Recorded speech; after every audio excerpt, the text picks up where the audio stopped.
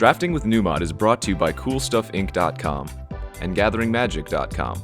Explore the game. Hello friends, and welcome back to another edition of Drafting with Numot. I'm going to jump in this queue right now before I explain, since there are 7 people in it. This is a triple Mirrodin. Triple Mirrodin. This is one of the throwbacks they're doing for the new year. Last week it was 8th edition.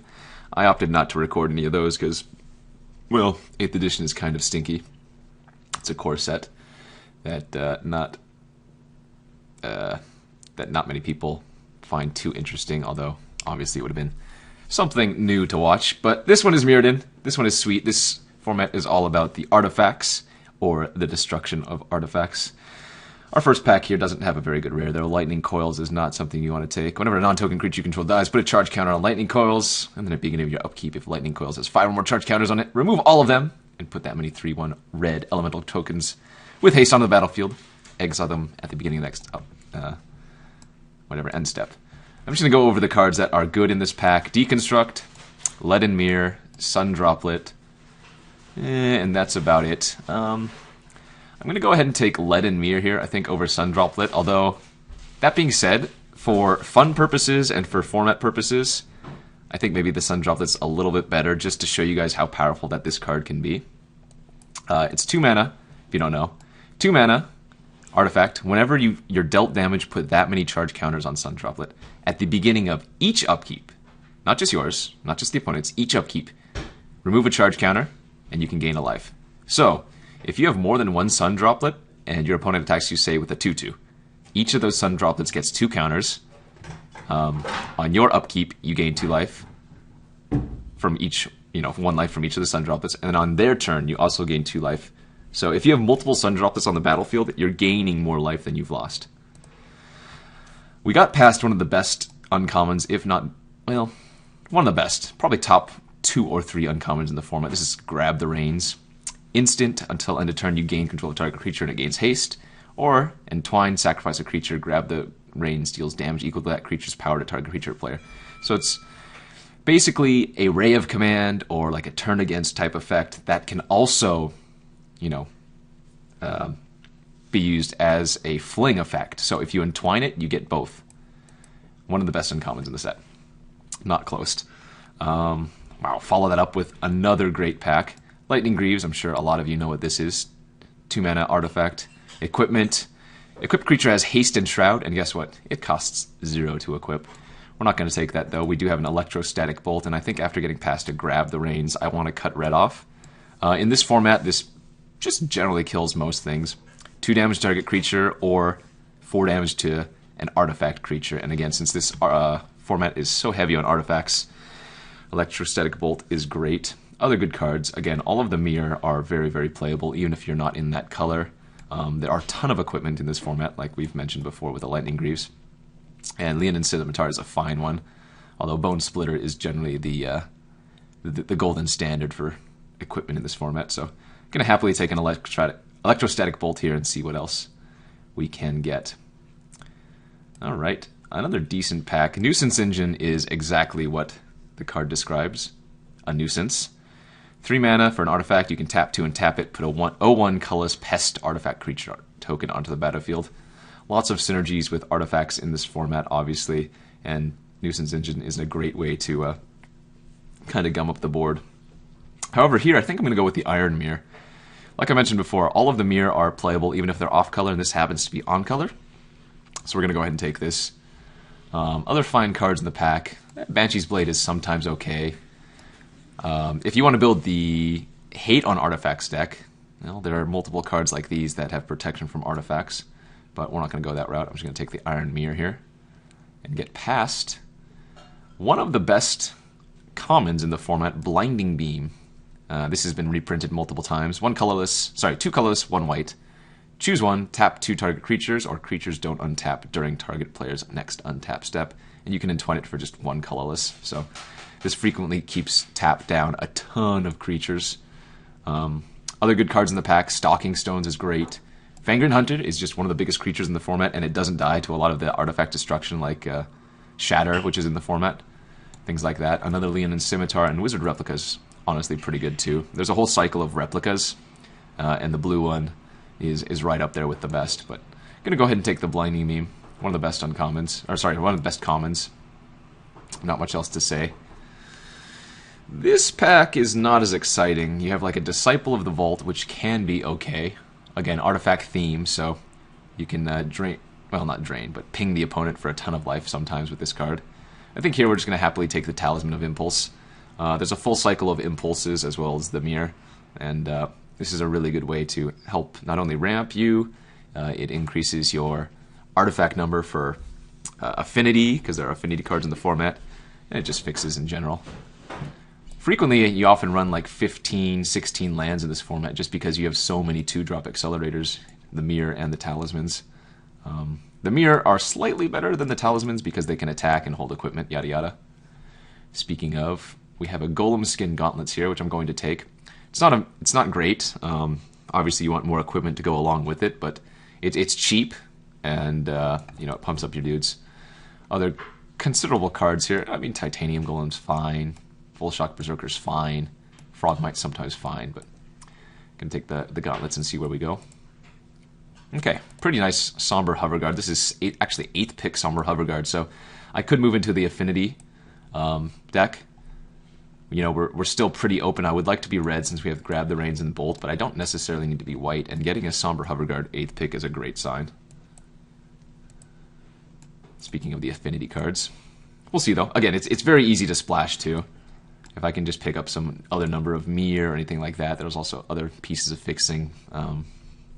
So we'll see where this leads us. Okay. Well, we wheeled our initial, or got our initial pack back. Nothing exciting wheeled. There's like a Tooth of Chiscoria, which is pseudo-playable. There's a cycle of Sliths. The green one's not very good. The white one has flying. The black one can regenerate, so those are generally better. Nim Shambler's fine, but I don't want to take a double black card here. I think I'm just going to take Ogre Leadfoot. It's unlikely that I'm going to play this if I find other good playables, but it cuts off red if nothing else. There's the other piece of the Chiscoria. There's a Scale and there's a Tooth. This one gives a Toughness Pump. Actually, I'm not sure what Moriok Scavenger's doing here. It's a really solid black card. 1 black, 3 colorless. When it enters the battlefield, you may return target artifact creature from your graveyard to your hand.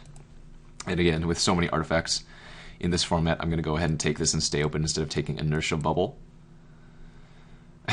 Krark's Thumb is funny, but not the card we're looking for. Clockwork Beetle's not playable. Joiner is fine if you're green. I don't think I want to take it. I'd honestly rather just take a Spellbomb. There's a cycle of Spellbombs in this format. The green one's one of the worst, but in a pinch, it's a 1-mana artifact, and it helps affinity, so you can always just play this as a cycle effect, should you need to. Yeah, again, another quite poor pack. I'm just going to take another Spellbomb here. So the green one makes a 3/3 until end of turn. The black one makes a player discard a card. The white one gains 5 life. The blue one bounces a creature, one of the better ones. The red one deals 2 damage, one of the better ones. Alright, another pretty bad card. Clockwork Condor is not exactly what you're looking for. 4 mana, 3/3 flyer. Whenever it attacks or blocks, remove a 1/1 counter from it. So, pretty bad. Again with the cycle theme, I forgot how many cycles of cards. There's a whole cycle of shards in this format, the green one being the worst. Giving a creature trample is not exactly exciting. The red one deals 1 damage. The white one prevents 2 damage to a creature player. The blue one bounces a creature unless that's controller pays 1. And the, what am I missing? The black one returns an artifact creature from a graveyard to your hand, so pretty spicy, all except for the green one, which is why we were getting it late. Not looking to play that. Hopefully don't have to play any of these spell bombs, but again, they're cyclable. We open a Luminous Angel, which is a fine card. Definitely a bomb. At the beginning of your upkeep, you may put a 1/1 white spirit creature token with flying onto the battlefield. It's very expensive, though, and it's triple white, which is the reason I'm probably not going to end up taking it here. We have other fine choices in the form of Shrapnel Blast. Great one. I love this card. And Shatter. Could also pseudo-consider Sky Hunter Cub. There are a ton of creatures in white that have extra abilities if they are equipped, and there are plenty of equipment in this format that you can pick up. I think Shatter is probably the better card, but Shrapnel Blast is the more fun card. I think I'm going to go with Shrapnel Blast here. Shatter, again, is probably the correct pick, but Shrapnel Blast is just too much fun. Ooh, here's a really nice pickup for us as well. Detonate. So the funny thing, Terror, generally considered one of the better, limited cards to pick up. Destroy target non-artifact, non-black creature. And while it is still great in Mirrodin, it's not as good as Shatter, because Shatter just has more targets. Detonate, though, is just great. Destroy target artifact with converted mana cost X. It can't be regenerated. Detonate deals X damage to that artifact's controller. So, take Detonate highly. It's splashable. Easy peasy. Passing a Copper Myr. Aforementioned Terror, and Auriok Blade Warden's pretty good too if you get any equipment to pump it up, but happy to pick up a Detonate. There's one of the shards I was talking about. White one's pretty decent. The blue, the red, the white, and the black are all pretty nice. Again, it's just the green, the Heartwood shard. That doesn't really do much. I think here I might just take another Somber Hoverguard and go like red-blue affinity. If this is the case, I'm going to start looking to take these artifact lands, even if they're off-color, because they just help with the affinity. Consume Spirit's also in the pack, which is fine. Auriok Transfixer's fine. I think I want to take the Hoverguard here, though. It's either that or Pearl Shard. Both are good. I think I'll go with the blue creature. The flyer, anyways. We could potentially splash the Blinding Beam. Yeah, might even splash the Morak Scavenger, even though the only artifact creature I have right now is the Iron Myr. Okay, not too shabby. Clockwork Vorak is one of the better Clockwork creatures, because it can pump itself and it's got Trample. 5 mana, 4/4. You can see what it does there. I think here I'm probably going to take Neurok Spy. 1 blue, 2 colors, 2/2. Can't be blocked as long as defending player controls an artifact. Generally, people have an artifact. Generally, it's a 2/2 unblockable. Other completely fine cards: Duskworker, Annul, and I guess a Tel'Gelad Exile is fine as well. But yeah, happy to take the Spy. Ooh, wow, that is a really solid pack. Slith Ascendant is great. Leanin Denguard is great if you have the equipment like I was talking about earlier. Wizard Replica, I know I mentioned it. One of the better replicas. And then there's Seed of the Synod too. So this is a little bit interesting because I think Wizard Replica is the better card, but Seed of the Synod has some really good synergies with the Somber Hoverguard. This land basically produces, well, it does produce 2 for Somber Hoverguard's sake. I think I'm going to take the Wizard Replica, though. It does, again, it's an artifact, it flies, and it lowers the cost of my affinity cards. Alright. Altar's Light is not bad. Exile target artifact or enchantment instant. Here we have Annul or Vault of Whispers. Could say taking either one, honestly. Again, the artifact lands are playable should you be the affinity deck. I think I'll go with Annul here. I'm probably going to bring in these off-color Spellbombs just as an early way to cycle, and if I don't want to cycle them, they always count for affinity, so we'll take the Annul. Get past a Dragon Blood, a Bottle Gnomes, and a Great Furnace. Actually, not sure what I want to do here. I'm a big fan of Dragon Blood, even though it's really slow, and Bottle Gnomes is always just really solid. Sorry, not really solid, just always fine. It's never bad. I think we want to take the Great Furnace here, though. This is on color. Not only do we have the affinity cards, but we have the Shrapnel Blast, so I think Great Furnace is going to be the pick here. Talisman of Unity, which is double off color, or Volshock Berserker, which is just fine but not amazing. I'm a little bit short on creatures right now, although I do like the Talisman.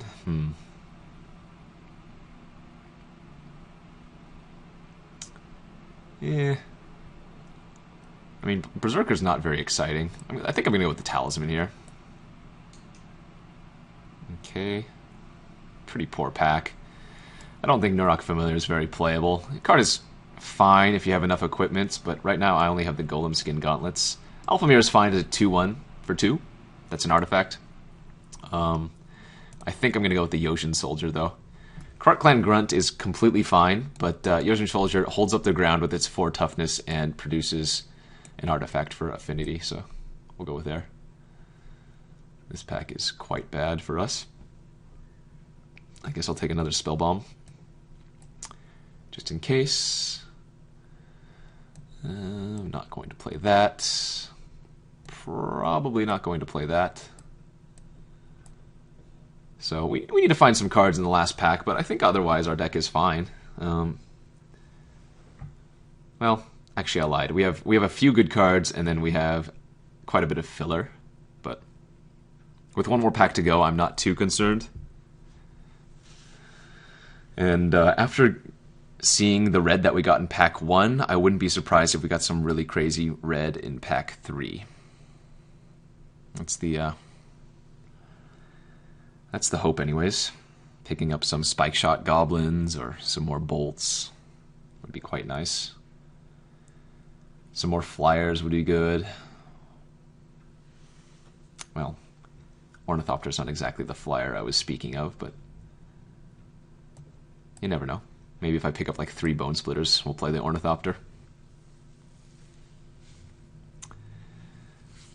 Alright. Mindstorm Crown's not awful.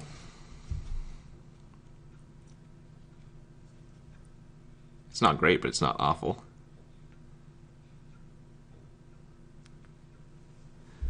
The Omega Myr is the 1-2 as opposed to the 2-1, so that one's not going to be making the deck, hopefully. Okay, one more pack to go. Got a number of cards that I would like to cut, but that are perfectly playable in a pinch.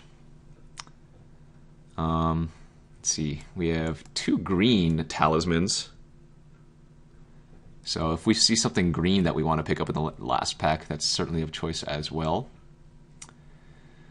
Okay, well this is a decent green card to splash if I want to do that. 1 Dozen Eyes. Put a 5/5 green beast creature token on the battlefield, or put 5 1/1 green insects onto the battlefield, and then you can entwine it for triple green, which obviously we can't cast. I'm looking at Shatter here, and I'm looking at Iron Myr, both good. I think we're going to go with the Shatter over the Iron Myr this time, just for some more removals. But I wouldn't fault you for taking 1 Dozen Eyes or the Iron Myr. Okay, well, here's a nice one for us. Myr Golem. Ooh, actually, there's a Spikeshot Goblin here too. Don't get me wrong, I love Myr Golem. I think this card is a great win con in this format. It's a 3/4 for 6. When it enters the battlefield, you may exile target card from a graveyard, and then Myr Golem has protection from each of the exiled cards' types. So if you say there's an artifact creature in the graveyard, if you exile it, the Myr Golem has protection from artifacts and creatures.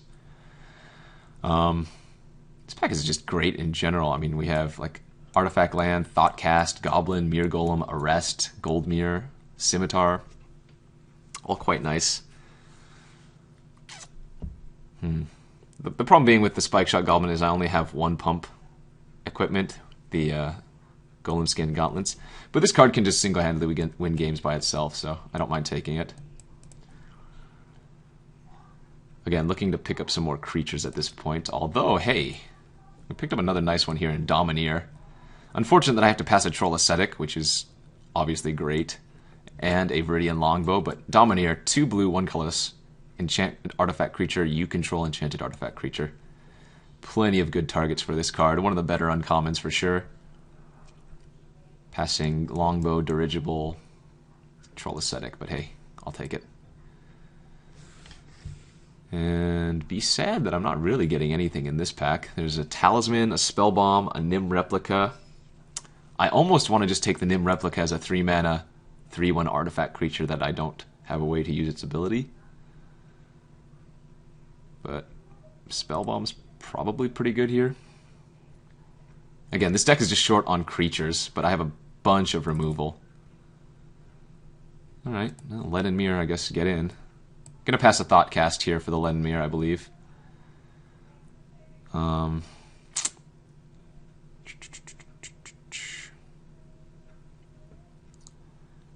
Yep. We can probably get away with 16 lands in this deck, should I be able to pick up enough playables. Krark-Clan Grunt, Alpha Myr, Skeleton Shard's good.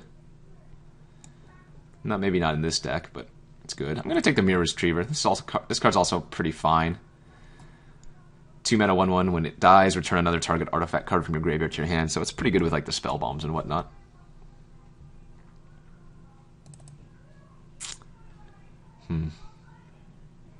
Could use a few more win cons. Right now, just the double Somber Hoverguard doing it for us. And I don't have like the Bone Splinters to really make the clock huge. Might have to end up running like this Clockwork Condor, just as another rando creature that I can potentially buy back with the Myr Retriever.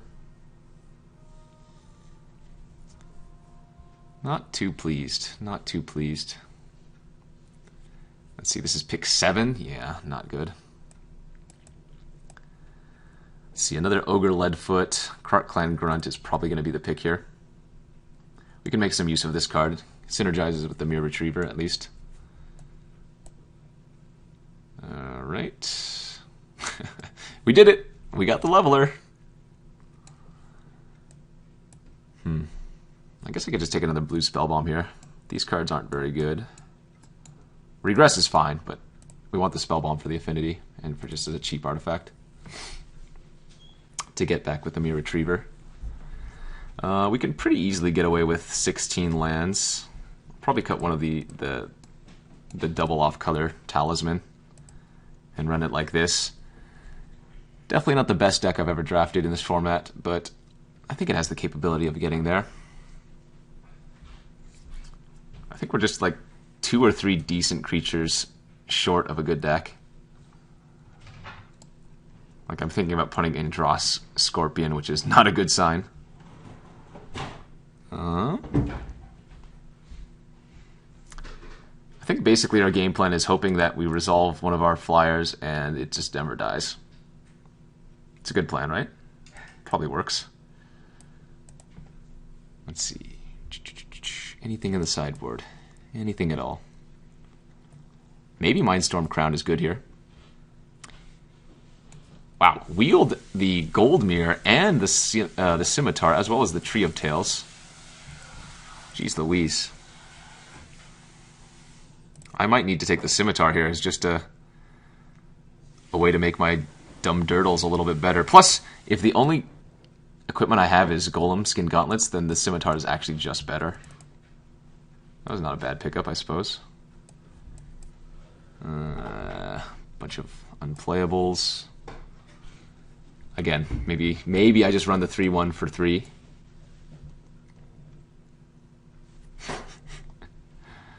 Alright.